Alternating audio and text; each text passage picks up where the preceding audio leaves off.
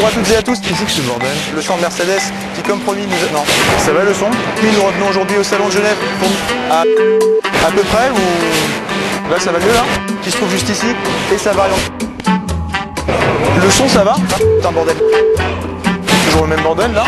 C'est bon? Go! Voici donc à présent la classe coupée qui vient d'être dévoilée juste à l'instant. Regardez. Ladies and gentlemen, here it is.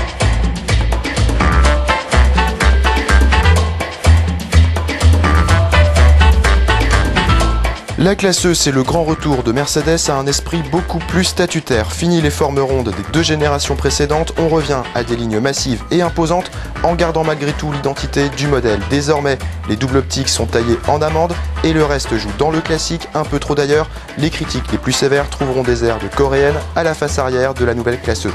Berline de référence sur le segment des routières, elle s'était fait damer le pion il y a 4 ans face aux actuels Audi A6 et BMW Série 5. Aujourd'hui, l'objectif, c'est la reconquête.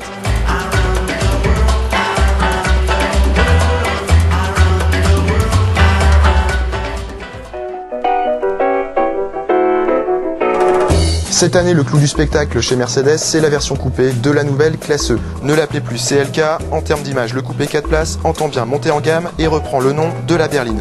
Le constat est le même, on retrouve des lignes plus acérées, directement inspirées du concept Fascination découvert à Paris en octobre 2008. Principaux éléments communs, toujours les doubles optiques avant, ainsi qu'une nervure latérale au niveau des passages de roue arrière. Attends Nico, tu peux nous la remontrer là ?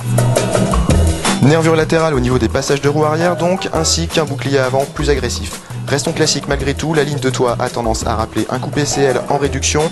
En tout cas, j'en connais deux qui dormiront beaucoup moins tranquilles maintenant. Elles s'appellent Audi A5 et BMW Série 3 Coupé.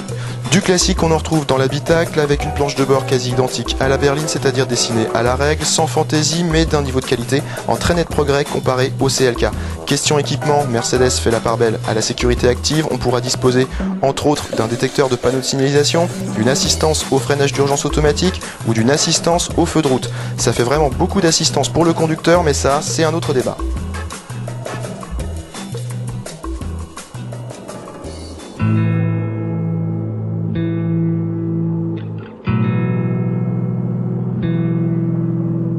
Chez Mercedes, l'autre mot d'ordre à l'heure actuelle, c'est l'efficience des motorisations. On l'aura compris, l'étoile fait aussi sa crise du downsizing, la réduction des cylindrées, et aura principalement dévoilé le coupé classe E dans des versions Blue Efficiency, son label écolo. On pourrait s'attendre à un retour en grâce de l'essence. La gamme débute avec le 250 CGI, un 4 cylindres compressé de 204 chevaux, annoncé pour une consommation de 7 litres au 100. Pas mal du tout, même s'il faudra y rajouter pas loin d'un litre en conditions réelles. Le sommet de la gamme pour l'instant est assuré par le V8 388 chevaux de la E500, en attendant une variante AMG prévue pour très bientôt.